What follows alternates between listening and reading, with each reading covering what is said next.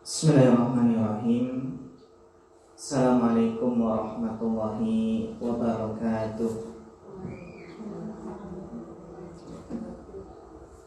Innal hamdalillah nahmaduhu wa nasta'inuhu wa nastaghfiruh wa na'udzu billahi min syururi anfusina wa min sayyiati a'malina. Man yahdihillahu fala mudhillalah wa man yudlil fala hadiyalah.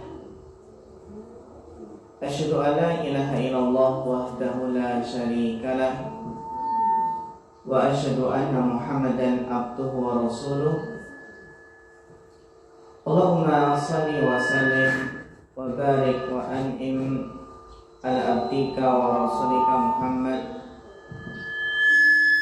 wa ala alihi wa sahbihi wa man tabi'ahum bi ihsanin ila yaumiddin, amma ba'd.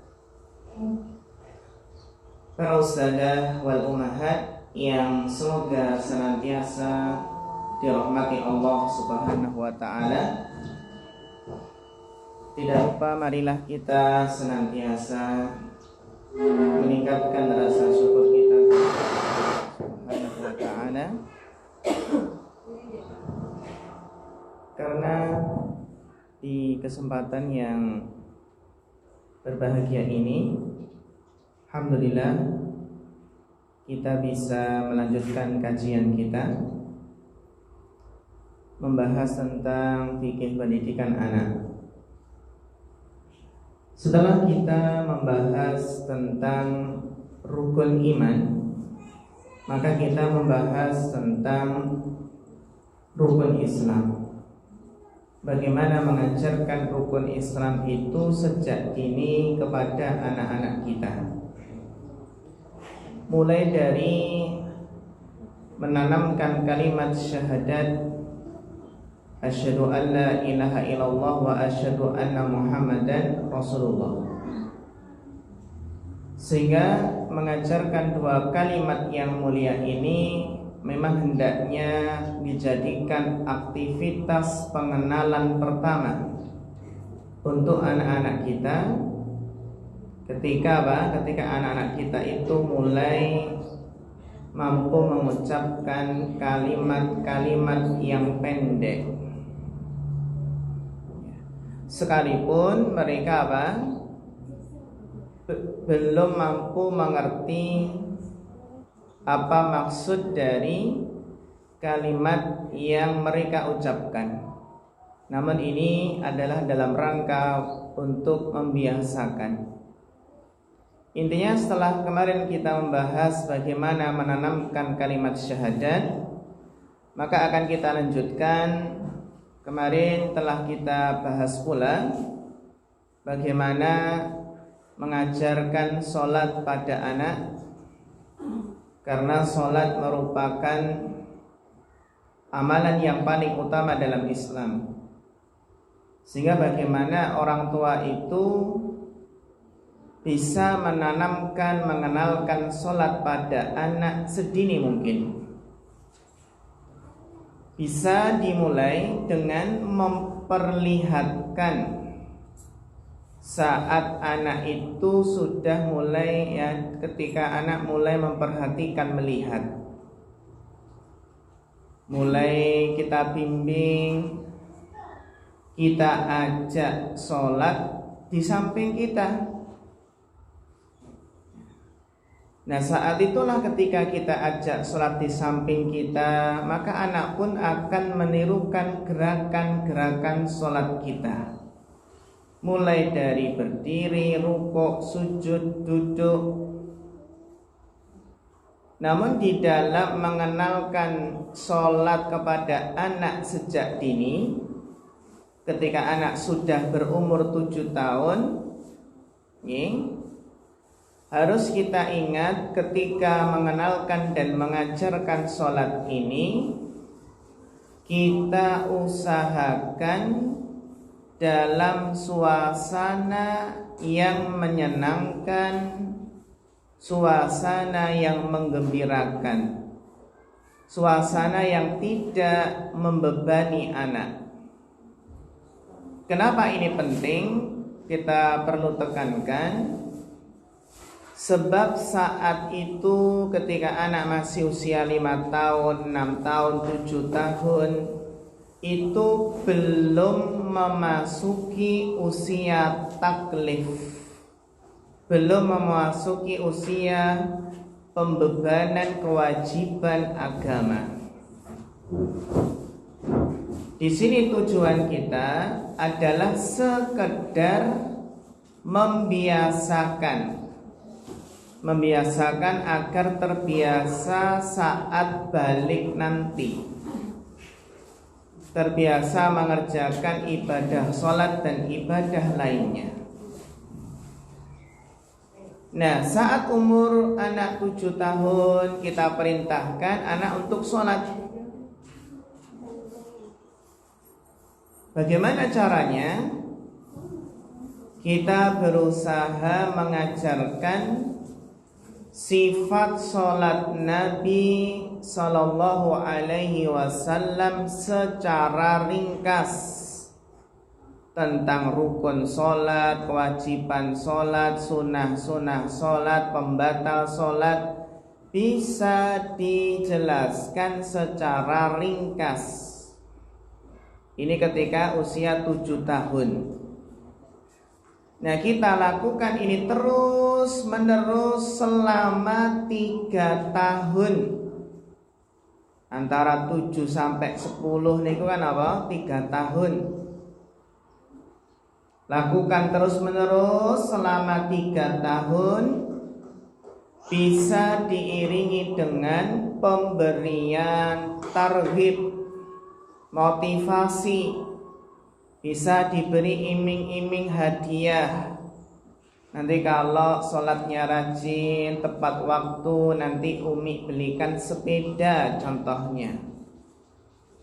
Atau dikasih tarhib, peringatan. Yang peringatan tidak boleh meninggalkan sholat. Ini mulai 7 sampai 10 tahun. Berarti 3 tahun ini dibiasakan, dikasih motivasi, dikasih peringatan. Nanti kalau sholatnya nggak tertib, nanti Umi nggak kasih uang jajan untuk hari itu. Baru ketika menginjak 10 tahun, maka bisa kita berikan sanksi kepada anak bila sengaja meninggalkan sholat. Sanksi tersebut adalah bisa berupa pukulan.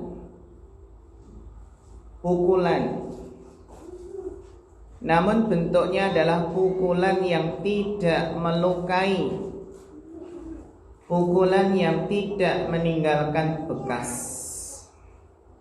Jadi kalau kita pembahasan bahas, boleh nggak sih mendidik itu dengan cara memukul?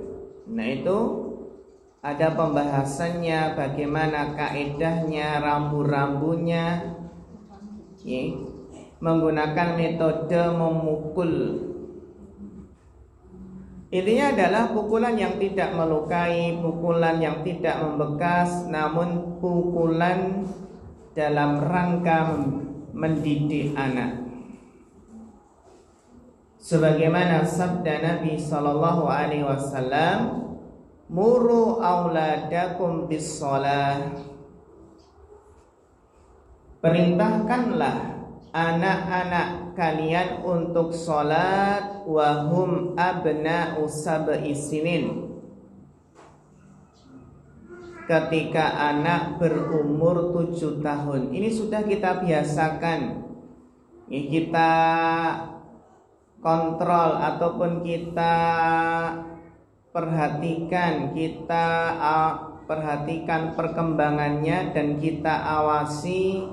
Kalau anak lupa diingatkan, kita ajak wudu bareng, kita ajak sholat bareng. Kapan? Ketika anak berusia 7 tahun, mulai kita perintahkan untuk sholat. Wadribuhum 'alaiha, wahum abna'u asyr, dan pukullah jika mereka enggan. Ketika enggak mau sholat, silahkan dipukul dengan pukulan yang mendidik, bukan pukulan yang menyakitkan, bukan pukulan yang melukai dan membekas. Hadis riwayat Abu Dawud dan disahihkan oleh Syekh Al-Albani. Terus pembahasan berikutnya yang penting, ketika kita mempunyai anak laki-laki, kapan anak laki-laki itu diajak ke masjid? Karena anak laki-laki itu perlu dilatih, dibiasakan untuk sholat berjamaah di masjid. Anak laki-laki itu perlu dilatih, dibiasakan untuk menyaksikan dan mendengarkan kebaikan. Diajak ke masjid, diajak pengajian, perlu terbiasa dibiasakan menyaksikan dan mendengar kebaikan, seperti gerakan sholat, zikir, bacaan Al-Quran, takbir, tahmid, dan lainnya. Karena pentingnya Ustazah ini, pentingnya adalah ini memiliki pengaruh yang kuat dalam jiwa mereka. Jadi menyaksikan suatu kebaikan, baik itu gerakan sholat, zikir, bacaan Al-Quran, tasbih, tahlil, tahmid, dan seterusnya, itu memberikan pengaruh yang kuat dalam jiwa mereka tanpa mereka sadari. Bahkan pengaruh tersebut tidak akan hilang, sangat sulit hilang saat mereka dewasa nanti. Saat anak mulai memasuki perjuangan hidup di dunia, saat anak itu memasuki gemerlapnya dunia. Apalagi memang pada dasarnya kaum laki-laki hukumnya wajib sholat berjamaah di masjid. Nah, pertanyaannya adalah di usia berapakah anak itu diajak ke masjid? Wallahu a'lam, belum kita temukan dalil secara spesifik yang menunjukkan hal tersebut. Berapa usia anak diajak ke masjid? Namun yang penting patokannya adalah sejauh mana anak tersebut bisa diarahkan.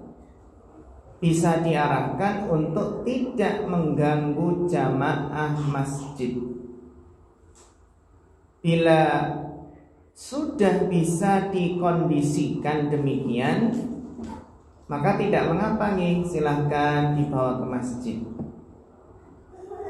Sehingga ayah yang membawa anaknya masuk masjid haruslah diberikan pengertian dengan lembut, lemah lembut kepada anaknya. Bagaimana memberikan pengertian kepada anak agar menghormati rumah-rumah Allah, bersikap tenang, tidak boleh rame, tidak boleh mengganggu para jamaah lainnya.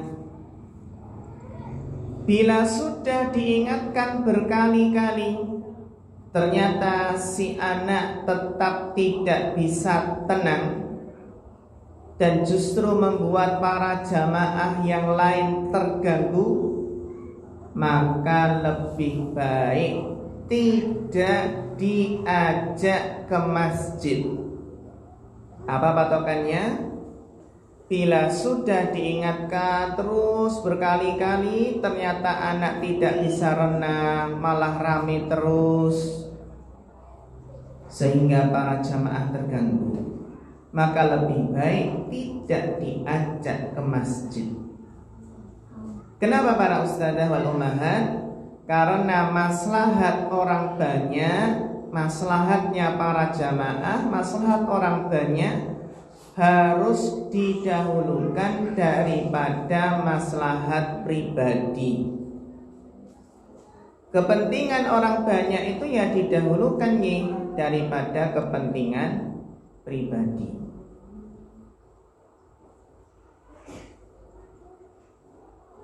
Dalam sebuah hadis yang sahih riwayat Bukhari Muslim, Rasulullah SAW pun pernah sholat sambil menggendong Umamah putri dari Zainab binti Rasulullah SAW dan Abdul As bin Rabi'ah bin Abdisyam. Jika beliau SAW sujud, beliau meletakkan Umamah. Dan jika beliau bangun, maka beliau SAW menggendong Umamah. Hadis riwayat Bukhari dan Muslim. Selesai pembahasan mengajarkan sholat kepada anak, kita masuk rukun Islam yang ketiga. Napa Ustazah wal ummahat? Rukun Islam yang ketiga apa? Puasa atau zakat? Kalau dalam hadis apa dulu? Zakat ya. Kita masuk rukun Islam yang ketiga. Setelah mengenalkan tentang sholat, mengajari sholat, maka berikutnya adalah kita kenalkan rukun Islam yang ketiga, yaitu menunaikan zakat.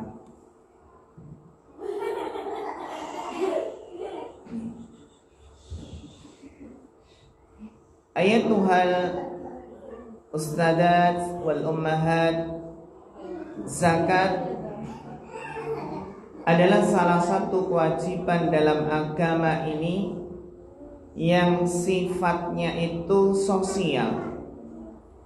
Zakat ini hablum minan nas, yang mana apabila kewajiban zakat itu diterapkan dengan baik, bisa sepenuhnya dilaksanakan, niscaya akan membawa kebaikan untuk masyarakat.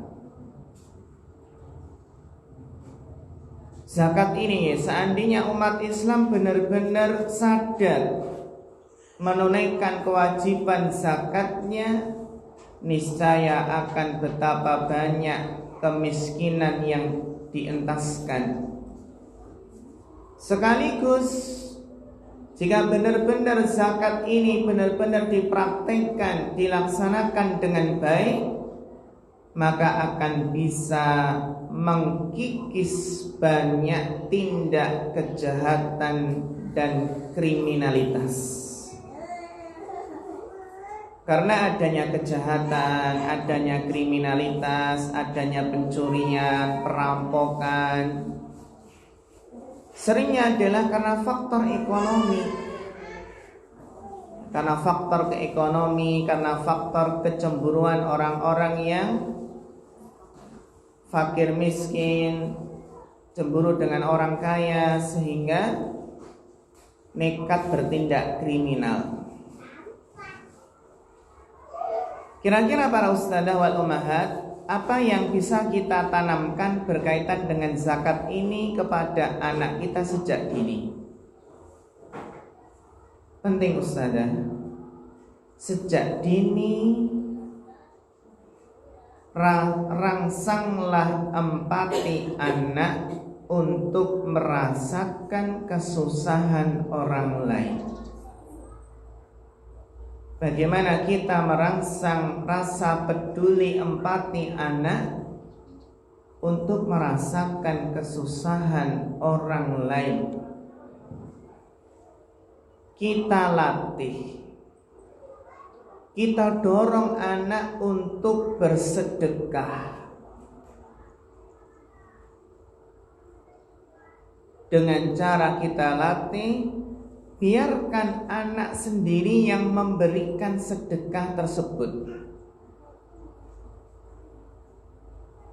Ketika ada orang tua yang hendak memberikan sedekah, infak atau zakatnya, maka bisa kita ajak anak itu pergi menemui fakir miskin, kita ajak dan kita minta anak untuk memberikannya. Apa faedahnya? Faedahnya adalah ini salah satu cara untuk melatih kepekaan anak terhadap sesama. Yang mana kalau kita perhatikan sifat dermawan itu tidak muncul serta-merta nih. Yang mana sifat dermawan, sifat suka memberi, kita lihat sebagian anak itu suka memberi kepada temannya, sangat dermawan ya pada temannya. Ada nggak anak yang uang jajannya saking dermawanannya, uang jajannya dibagikan ke teman-temannya sehingga dia nggak jajan? Enten mboten? Sehingga nanti pulang nangis minta uang jajan lagi kepada umiknya. Umi minta uang jajan. Loh, tadi kan umi sudah umi kasih. Iya, tapi tadi tak kasih ke teman-teman. Loh, kenapa dikasih teman-teman?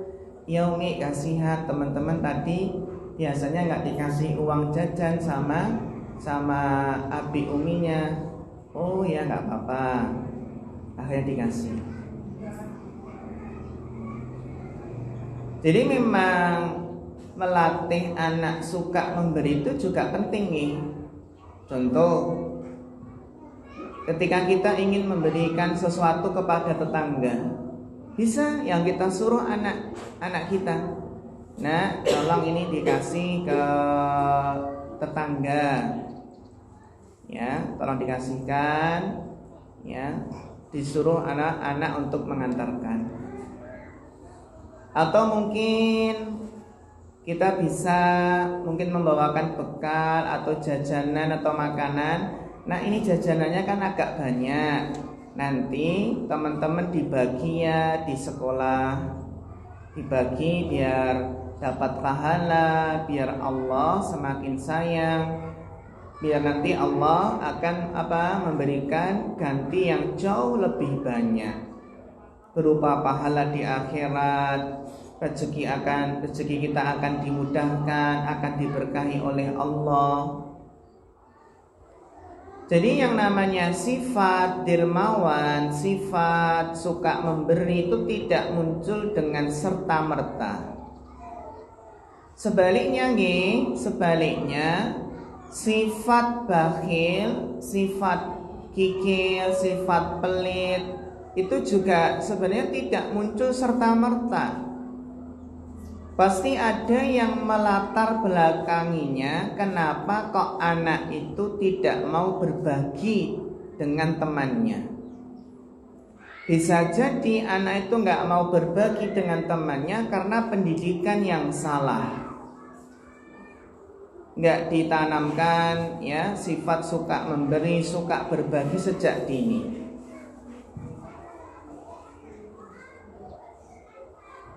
Nah terkadang malah orang tua mengatakan, nak nanti udah kasih umi jajanan banyak atau ini nanti jangan dikasihkan ke teman-teman loh ya. Jangan dikasihkan ke teman-teman, satu pun jangan dikasihkan. Ini secara tidak langsung terkadang ini justru melatih anak bakhil, melatih anak pelit. Kecuali kalau kita tanamkan, nah ini kan cuma umi bawakan bekal sedikit, jadi nanti buat kamu saja sendiri. Nanti kalau untuk teman-teman, nanti kalau seandainya bawanya lebih banyak, nah itu bisa kita kan berikan pengertian.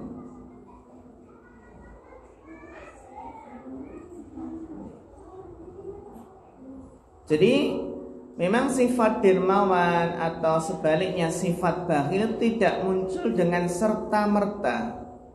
Tergantung bagaimana orang tua itu melatih, membiasakan anaknya.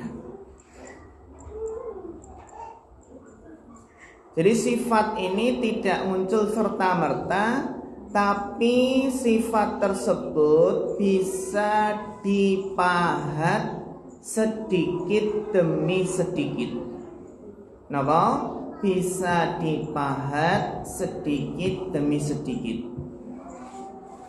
Bagaimana cara menanamkan sifat dermawan, suka memberi kepada anak-anak kita?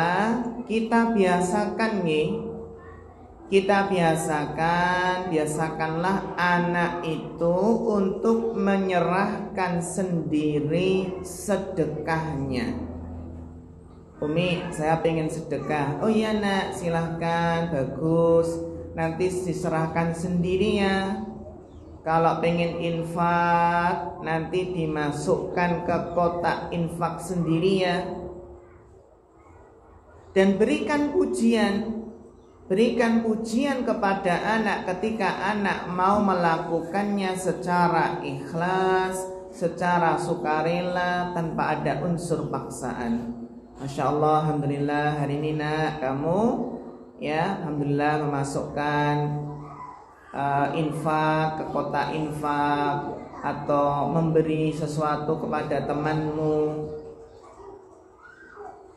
Dan perlu kita jelaskan keutamaan infak di jalan Allah. Kita jelaskan bahwasanya orang-orang yang mendermakan hartanya di jalan Allah itu seperti orang yang menanam sebuah biji. Menanam apa? Sebuah biji yang mana satu biji ini menumbuhkan 7 tangkai. Masya Allah. Orang yang bersedekah, berinfak di jalan Allah seperti seseorang yang menanam biji, ya, sebuah biji. Lalu ternyata Masya Allah, satu biji tersebut menanamkan berapa tangkai? 7 tangkai. Setiap tangkai ada berapa biji? Berapa, Ustazah? Pada setiap tangkai ada berapa? 100 biji. Berarti satu biji totalnya jadi berapa? 700. Ada 7 tangkai dan setiap tangkai 100 biji. Bahkan lebih, bisa lebih. Allah melipat gandakan pahalanya itu kepada siapa yang Allah kehendaki. Semakin ikhlas akan semakin besar pahalanya. Dan Allah itu kan maha luas rahmatnya, lagi maha mengetahui. Jadi kita lihat bahasa Al-Qur'annya. Kita lihat bagaimana bahasa Al-Quran di dalam menjelaskan keutamaan infak dan sedekah. Satu biji menumbuhkan 7 tangkai. Setiap tangkai ada 100 biji. Kalau seandainya kita sedekah berapa? Contoh nih, kalau sedekah 1 juta, jadinya berapa juta? Berapa ini? Atau 10 kali lipat? 1 juta kali pinten? 700 pinten? 700 juta. Masya Allah. Yakin nggak? Yakin nggak? Yang penting yakin. Insya Allah ya. Jadi 700 kali lipat. Ila sab'imi atitikfin. Kan dalam hadis kan al-hasanatu bi asri amsaliha. Bahasanya Kebaikan itu kan minimal dilipat gandakan berapa? 10 kali lipat. Ila sab'i mi'ati dhifin, sampai berapa? 700 kali lipat. Sesuai dengan ayat ini. Kecuali puasa, kalau puasa itu khusus Allah yang akan membalasnya jauh lebih besar.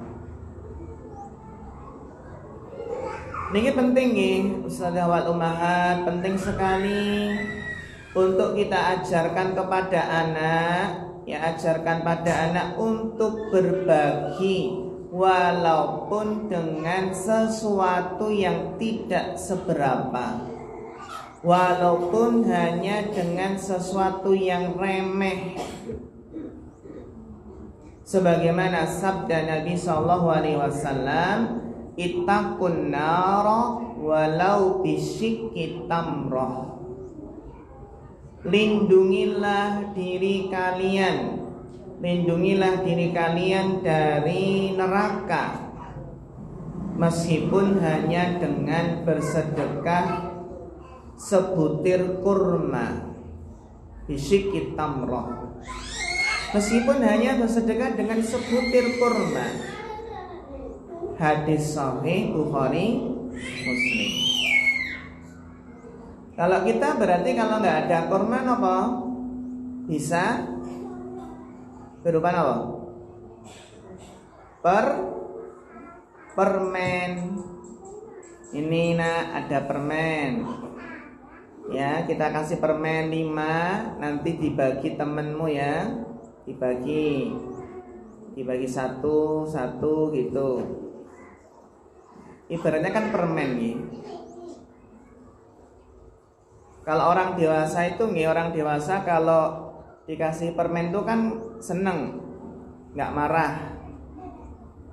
Tapi kalau ada orang dewasa dikasih uang 200 perak, ada orang kita kasih 200 perak, tersinggung mboten?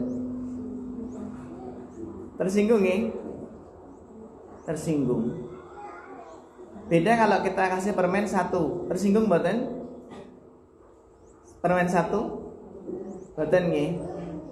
Contoh lain, kalau ada orang kita kasih uang 500 atau 1000, tersinggung tidak? Bisa tersinggung. Tapi kalau kita kasih rokok 1 ler nggih, 1 batang, tersinggung mboten? Nggak tersinggung karena rokok dalam wujud apa? Rokok. Nggak pak ses gitu ya. Dikasih rokok 1 batang.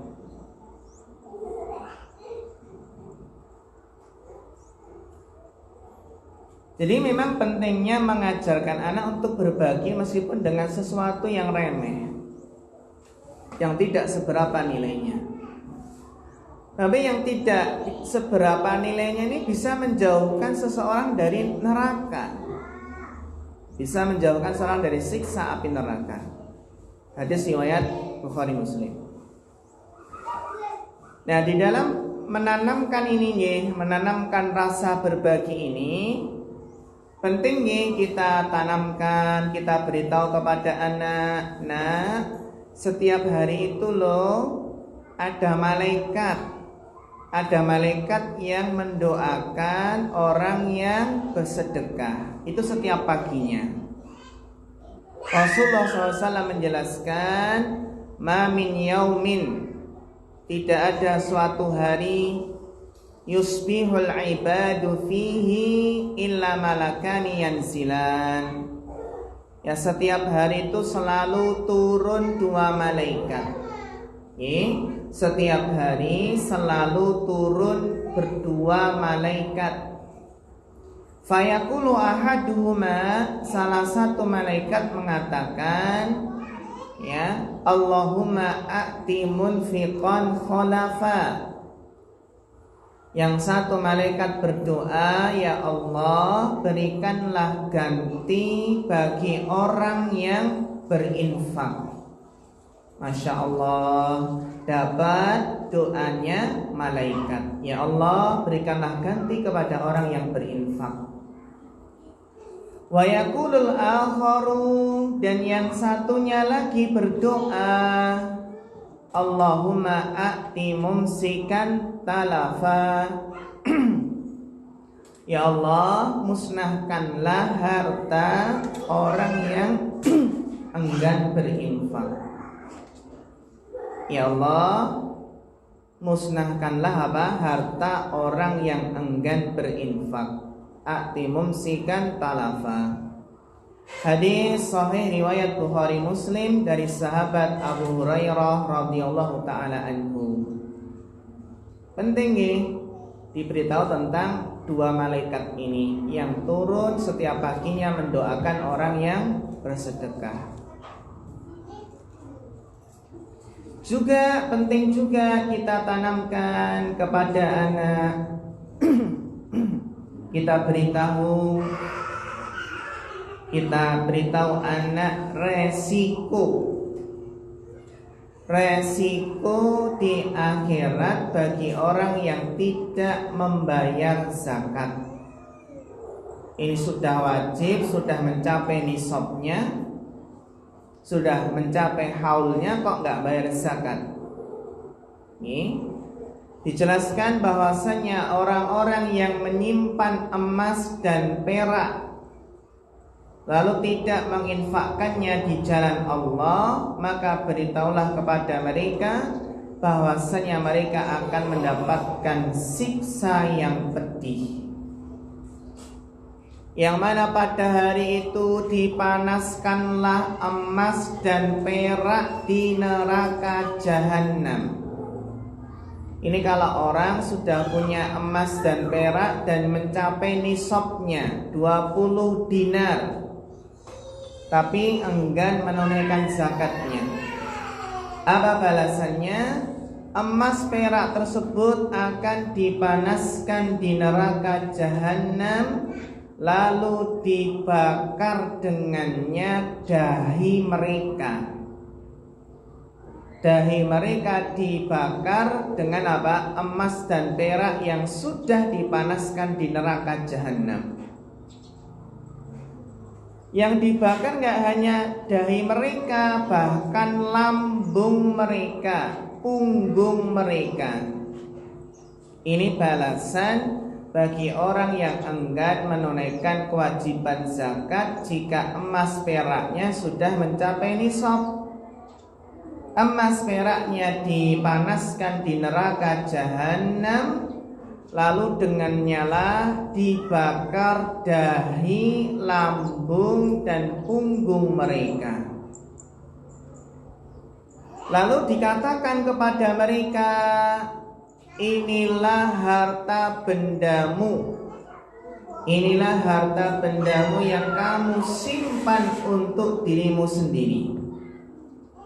Maka rasakanlah sekarang akibat dari apa yang kamu simpan.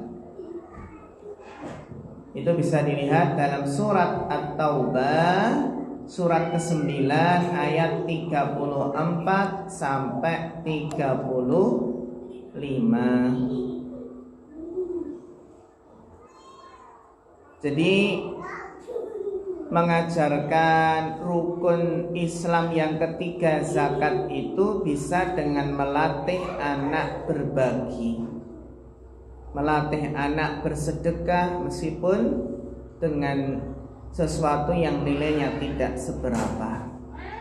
Karena memang yang namanya sifat dermawan itu tidak serta-merta muncul. Sifat dermawan itu dilatih sejak dini, sejak kecil. Niku nggih kurang lebih apa? Menanamkan atau mengajari anak rukun Islam yang ketiga, yaitu zakat.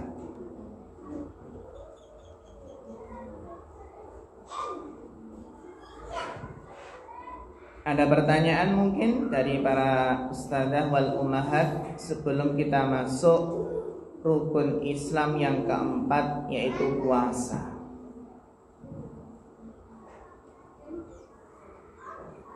Melatih anak untuk berpuasa.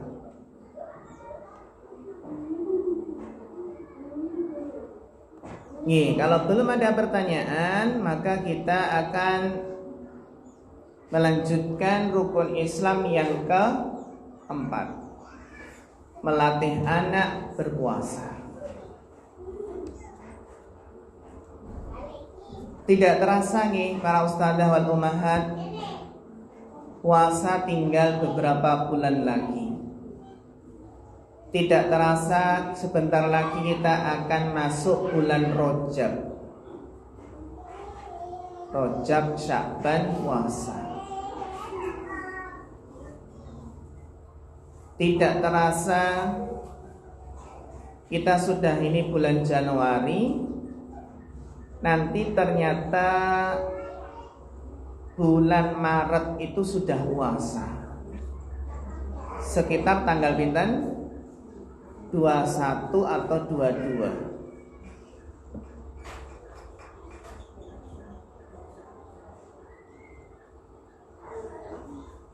Rajab, Sya'ban, Ramadan.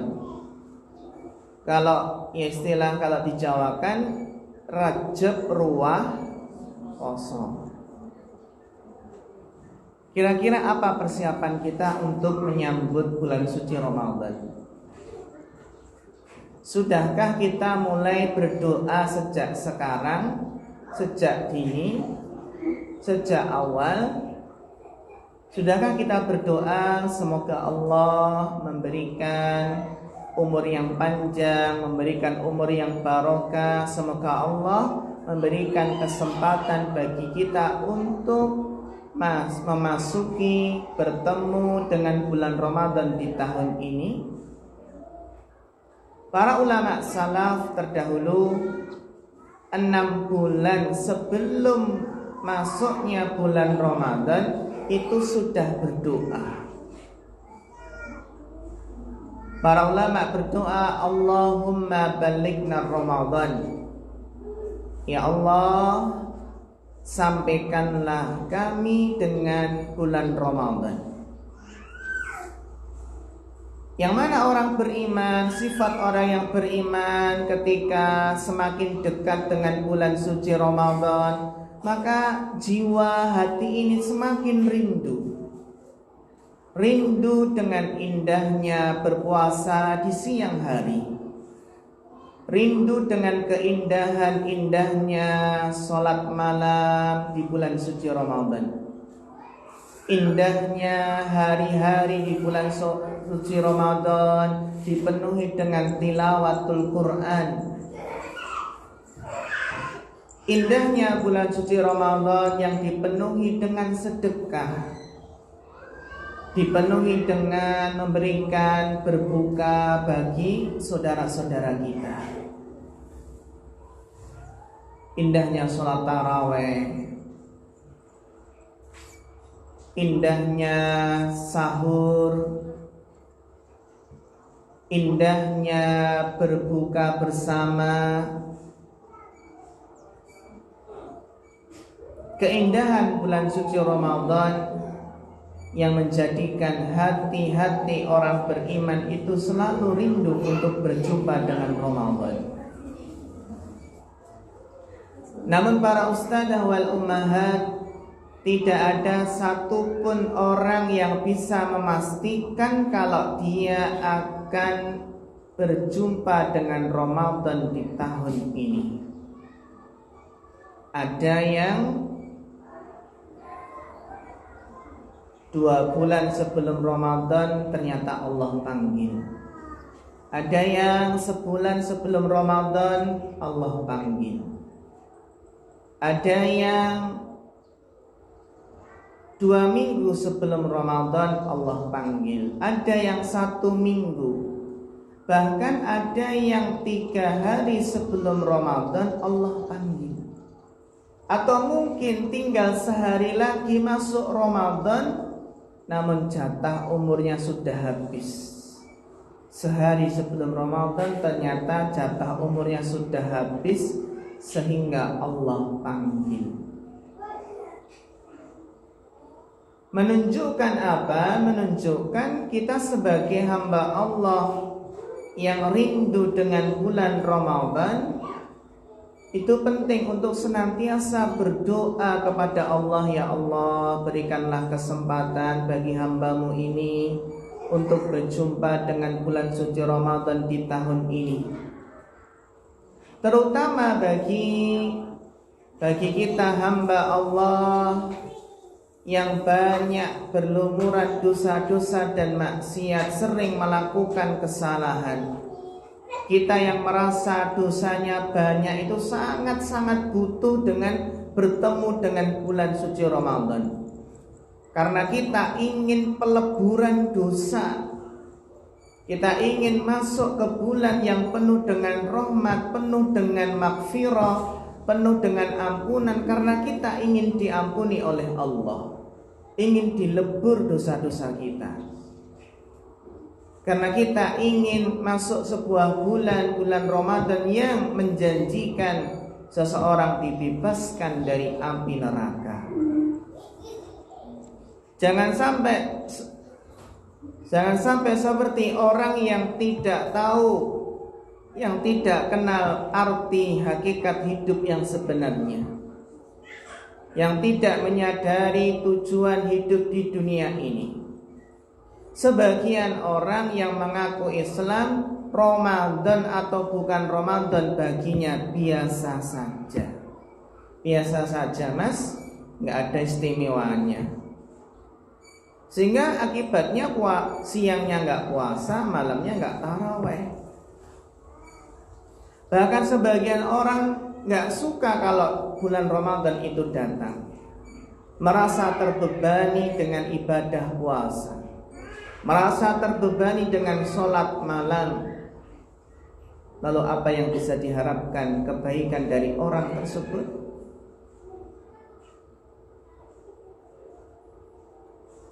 Maka memang seorang mukmin itu harus rindu dengan bulan suci Ramadan. Rindu dengan apa Ustazah? Ya rindu dengan ibadah-ibadah yang indah di bulan Ramadan. Atau rindu apa? Rindu dengan makanan-makanan yang enak, atau mungkin rindu dengan sirup. Ya.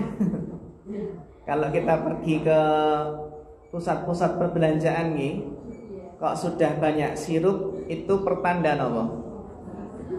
Ramadan telah tiba. Nah nanti kalau sudah banyak kaleng-kaleng nih kok, tongguan atau yang lainnya, kue-kue pertanda sudah dekat Lebaran.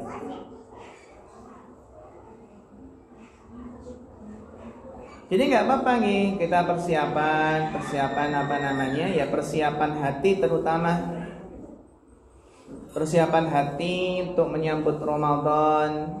Juga persiapan makanan nggak masalah nih, persiapan kurma untuk bisa menerapkan sunnah ketika berbuka, atau persiapan sirup atau yang lainnya. Tentunya adalah persiapan apa planning kita, apa jadwal kita di bulan Ramadan tersebut.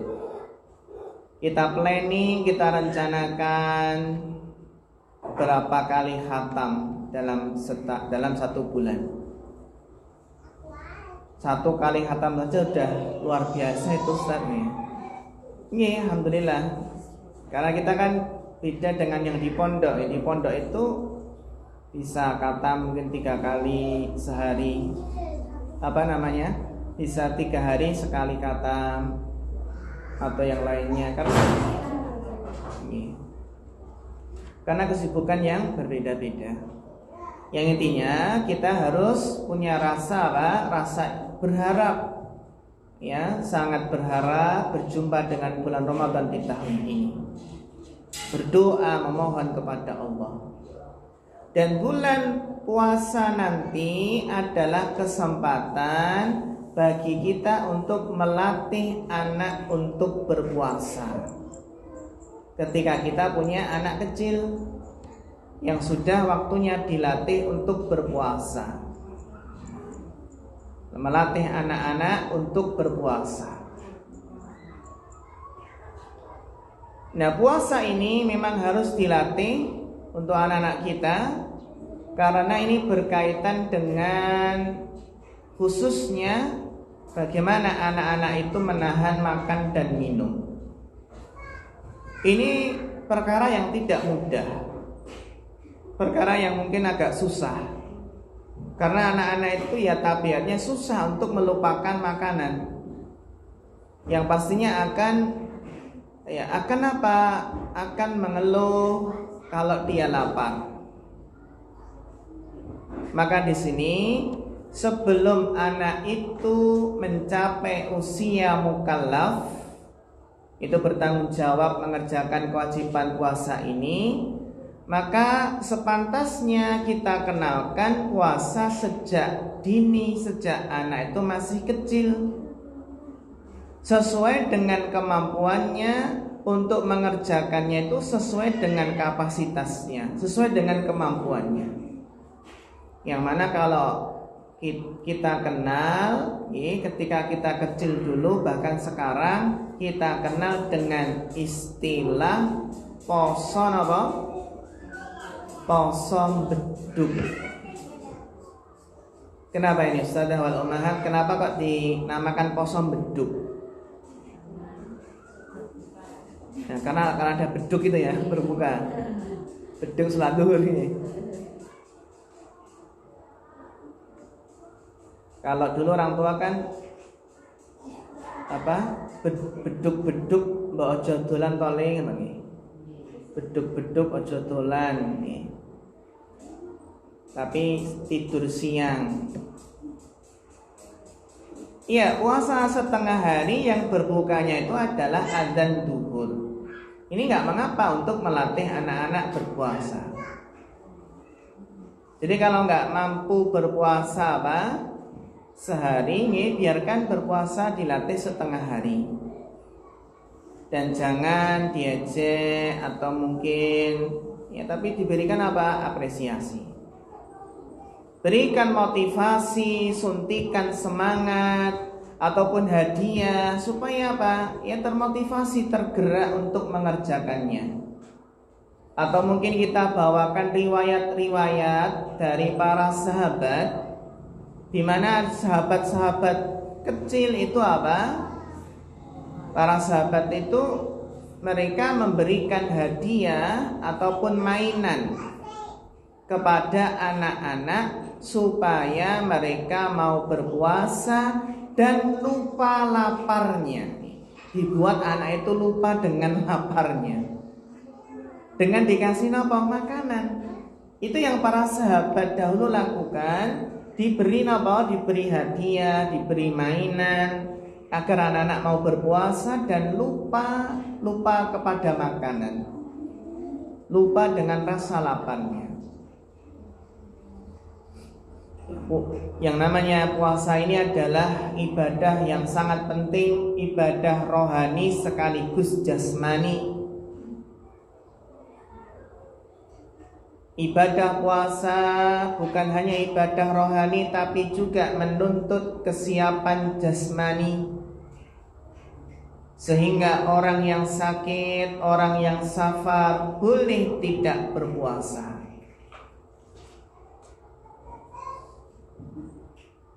Kalau safar gugur kewajibannya, demikian pula sakit, karena ketidaksiapan jasmaninya.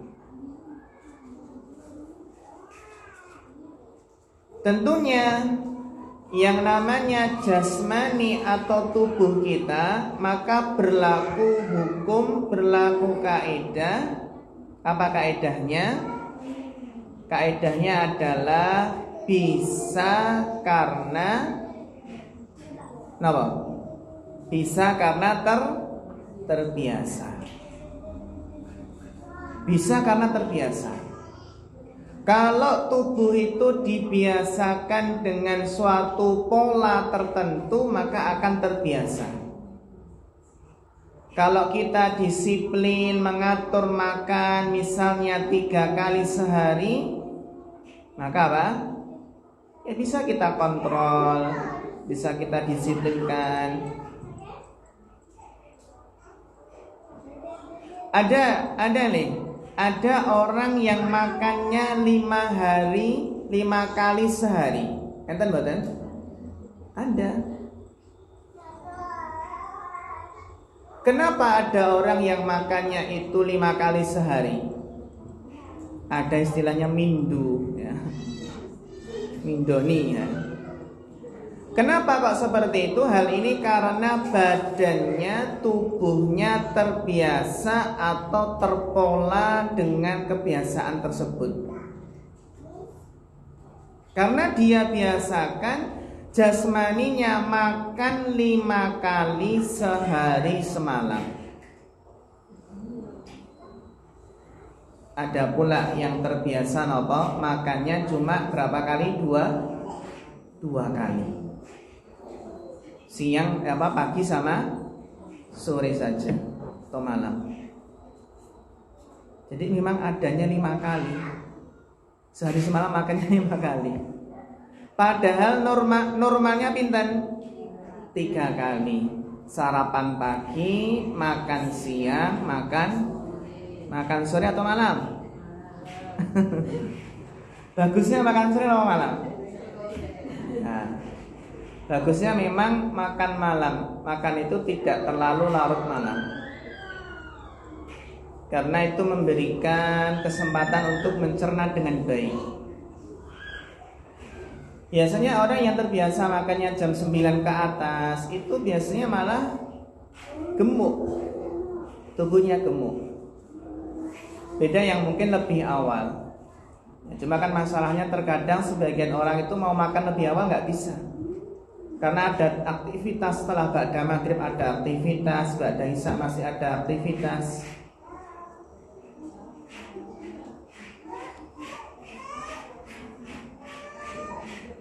Kalau makan malam hari, setelah makan langsung tidur, bagaimana rasanya? Enak betul? Perasaannya kan gak enak ya. Iya, habis makan malam kok langsung tidur. Itu apa? Sumber penyakit. Kalau terbiasa makan malam terus tidur, itu sumber penyakit. Jadi memang bagaimana kita mengatur pola makan. Ada sebagian orang yang usianya sampai 90, sampai 100 tahun, bahkan 100 tahun lebih. Ya memang karena itu di samping memang jatahnya ya seperti itu ya, umurnya panjang, tapi kan ada sebabnya. Orang-orang zaman dahulu itu usianya kok bisa sampai 90, 95, 98, 100. Kenapa? Di antara sebabnya adalah pola makan. Orang dahulu itu kan makanannya yang apa? Alami. Beda dengan zaman sekarang, ya, kalau makanannya sudah banyak tercampur dengan kimia buatan.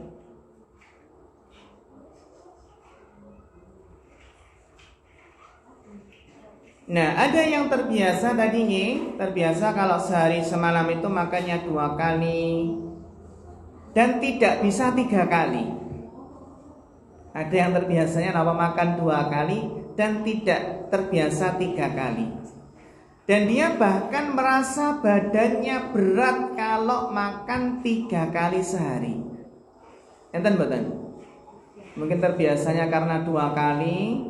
Kalau saya makan 3 kali, Ustaz, justru malah badan tuh berat. Ada nggak orang yang makannya terbiasa 1 kali sehari dan dia tidak tersiksa? Makanya apa? Sehari 1 kali, tapi ngambilnya banyak sekali. Sama saja ya. Maksudnya adalah, ini kita sampaikan, maksudnya adalah yang namanya jasmani, kebiasaan jasmani itu memang harus dibiasakan. Kebiasaan jasmani itu harus dibiasakan. Demikian pula puasa. Puasa itu sangat berat, sangat menyiksa bagi orang yang tidak terbiasa, bagi orang yang tidak membiasakannya. Bahkan mungkin ada orang yang seperti mau meninggal, rasanya seperti mau meninggal ketika apa? Berpuasa. Ada orang yang sampai tepar, tidak bisa bangun dari tempat tidurnya. Ia tergeletak seperti orang pingsan. Karena apa? Tidak terbiasa berpuasa. Maka bagi orang yang terbiasa berpuasa, puasa atau tidak itu tidak ada bedanya. Bahkan terkadang antara waktu berpuasa dengan waktu tidak berpuasa itu biasa saja, sama saja. Ketika dia melakukan aktivitas dia sebagaimana biasa, tidak mengurangi aktivitasnya sedikit pun, atau dia tidak meninggalkan aktivitasnya dengan alasan berpuasa. Itu artinya dia sudah terbiasa berpuasa. Kalau sudah terbiasa berpuasa, maka puasa tidak lagi menjadi beban bagi dirinya secara jasmani. Namun ada orang yang sebaliknya nih, ada orang yang sebaliknya berpuasa itu dijadikan alasan untuk bermalas-malasan, berbaring seharian, sehingga saum berubah menjadi naum. Maksudnya apa? Saum kan puasa, berubah menjadi naum. Apa naum? Tidur. Baru bangun dari tidurnya menjelang adzan maghrib. Habis sahur bangunnya adzan maghrib, kok bisa kuat nih? Hal ini karena memang jasmaninya begitu merasa tersiksa dengan ibadah puasa tersebut. Intinya anak-anak memang harus kita latih berpuasa. Dan anak-anak itu yang kita dahulukan tarhibnya, dorongan-dorongan positif melalui hadiah, apresiasi dan sejenisnya. Jadi melalui puasa anak akan belajar untuk menahan dahaga.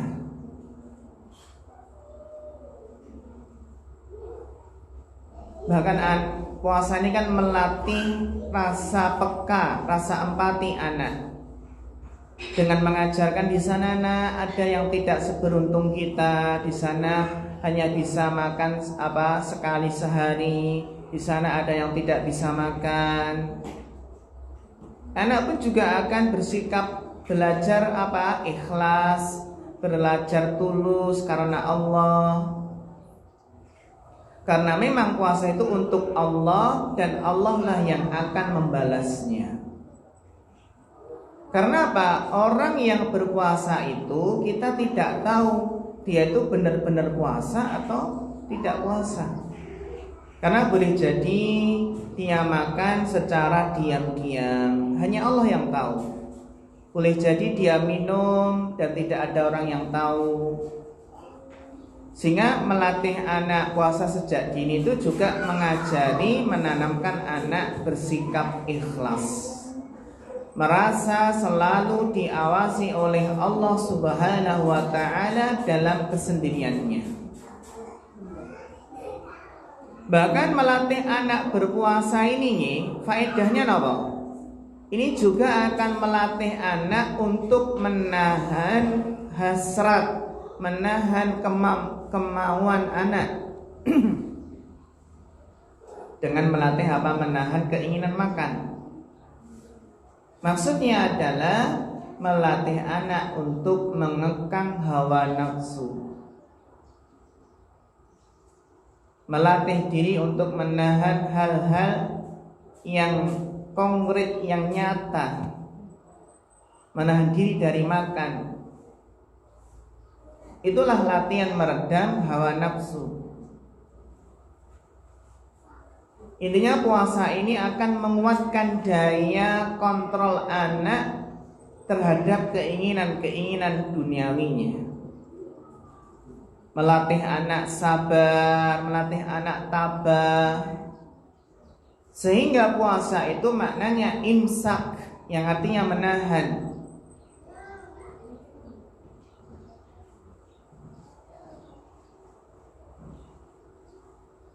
Jadi banyak latihan-latihan yang bisa kita petik nih dari ibadah puasa ini. Latihan sabar, latihan menahan diri, latihan ikhlas. Terutama adalah la'allakum tattaqun, agar kalian bertakwa kepada Allah. Dan ini barangkali kita punya anak kecil yang sudah waktunya dilatih, nggak apa-apa kita latih berpuasa meskipun hanya setengah hari. Wallahu ta'ala a'lam bishawab.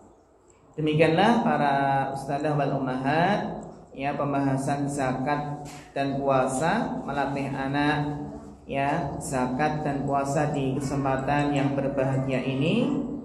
Sehingga tinggal pembahasan terakhir, yaitu mengenalkan rukun Islam yang ke-5, yaitu berhaji. InsyaAllah akan kita lanjutkan di pertemuan berikutnya.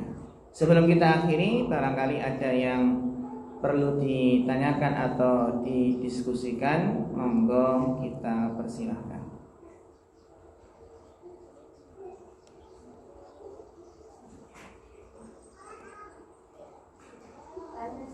Iya, monggo.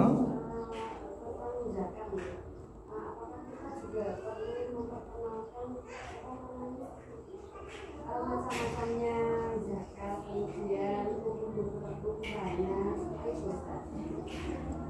Iya, pertanyaan bagus sekali nih. Apakah perlu kita mengenalkan macam-macam harta yang wajib dizakati dan ukuran-ukurannya? Kalau untuk anak kecil mungkin belum saatnya kita kenalkan secara rinci. Adapun kalau ingin kita kenalkan secara global, secara umum nggak apa-apa. Seperti zakat nanti kalau dewasa, kalau kita memiliki harta kekayaan yang sudah mencapai nisabnya, yang wajib dizakati adalah emas, perak, pertanian, ya, peternakan, hewan ternak, kemudian perdagangan atau uang itu sendiri. Kalau anak masih kecil maka mungkin belum saatnya kita jelaskan secara rinci, mulai dari ukuran nisabnya ataupun nisab kapan wajib zakat, terus zakatnya berapa. Itu belum saatnya. Belum saatnya. Meskipun kalau kita lihat yang namanya zakat itu, syarat wajib zakat itu apakah harus balik? Seseorang wajib zakat itu apakah patokannya balik? Gimana jika anak tersebut kaya karena mungkin dapat warisan orang tua? Ada anak yang kaya tapi belum balik dan harta anak tersebut sudah mencapai nisab, wajib nggak zakat? Paham pertanyaannya nggih?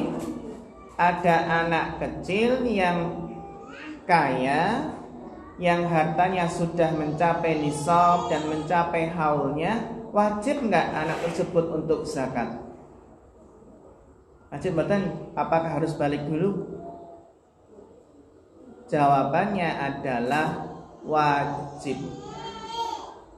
Karena syarat wajib diwajibkannya zakat itu tidak harus balik. Intinya kalau anak tersebut hartanya sudah mencapai nisab, itu pun ada kewajiban zakat. Dan nanti yang menunaikannya adalah walinya. Siapa walinya? Karena apa? Karena zakat itu kan haknya fakir miskin. sehingga tidak disyaratkan harus balik terlebih dahulu untuk wajibnya. Berkaitan dengan haji juga demikian, ada sisi kesamaannya.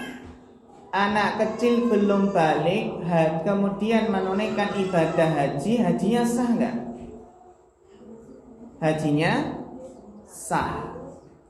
Tapi nanti ketika balik masih wajib haji? Tetap wajib haji. Karena apa? Karena yang haji ketika kecil itu belum menunaikan haji yang wajib. Wajibnya adalah ketika balik. Sehingga anak kecil yang haji belum balik, nanti ketika balik masih tetap wajib haji. Nah, berkaitan dengan zakat, anak kecil apa wajib zakat? Iya, wajib zakat. Kapan? Jika sudah terpenuhi syaratnya, mencapai nisab dan ada haulnya. Dan nanti yang mengeluarkan kan ya bukan anak kecil nih, bukan anak kecil tersebut, tapi walinya. Kan mungkin ada anak kecil yang bapak ibunya meninggal, terus dapat harta warisan. Nanti kan ada yang mengelola harta warisan anak kecil ini. Ya, yang mengeluarkan ya walinya yang mengelola tersebut. Nih, jadi kalau ingin mengenalkan secara global mawon, secara umum tidak sampai rinci. Wallahu taala a'lam. Wonten malih? Kalau seperti zakat fitrah sama zakat fitrah biasa kalau setiap Ramadan itu enggak misalnya yang dizakatkan misalnya kayak makanan pokok, terus kalau uang berapa itu Gak apa-apa nih, gak apa-apa kita kenalkan karena apa? Pembahasan zakat fitrah itu kan tidak seluas dengan zakat umumnya. Kalau zakat secara umum itu kan rinciannya banyak sekali. Mulai dari zakat hewan ternak itu saja banyak sekali rinciannya. Ini betul apa-apa? Wonten maneh? Kalau tidak ada, oke, enten nggih.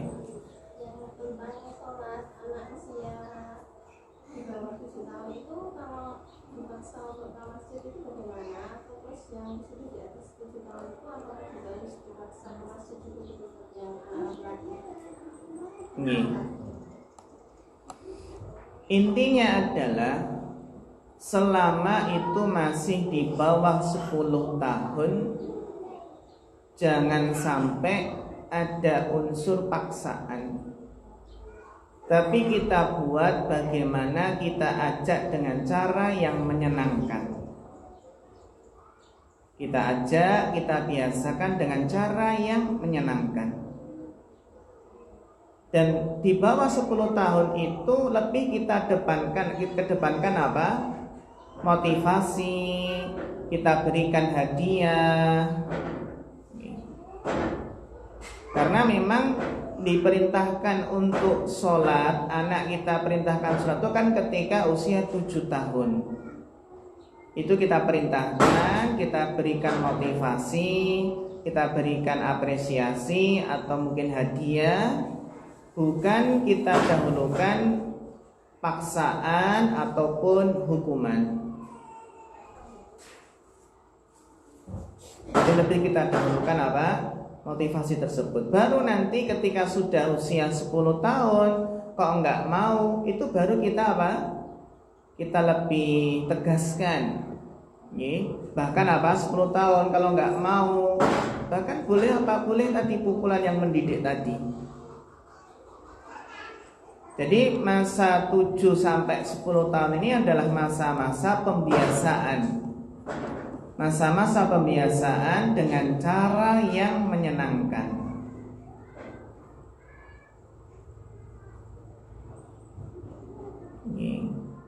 Jadi usia 7 tahun yang kita kedepankan adalah apa? Targetnya, motivasinya. Meskipun kalau kita ingin membiasakan anak 7 tadi ya, 7, 8, 9 ini, kalau diberi ancaman itu juga nggak apa-apa. Maksudnya apa? Nanti nggak dikasih uang saku, nggak apa-apa. Namun kalau sifatnya itu apa, terlalu keras gitu nih, maka itu belum saatnya. Baru nanti ketika 10 tahun baru kita agak tegas berikan sanksi, hukuman berupa pukulan yang tidak melukai, tidak membekas. Jadi memang fase 6 tahun, 7 tahun, 8 tahun, 9 tahun itu pembiasaan dengan cara yang semenarik mungkin. Yang semenarik mungkin, yang menyenangkan, motivasi, dorongan, kasih apresiasi. Baru nanti 10 tahun kok tetap gak mau, nah di situ saatnya apa? Lebih tegas di situ. Wallahu ta'ala a'lam bishawab. Tapi sekedar memberikan ancaman nggak masalah tadi ya. Usia 7 tahun nanti kan nggak sholat, umi nggak kasih apa? Uang jajan loh. Itu nggak apa-apa. Wallahu ta'ala a'lam. Wonten malih? Nggih.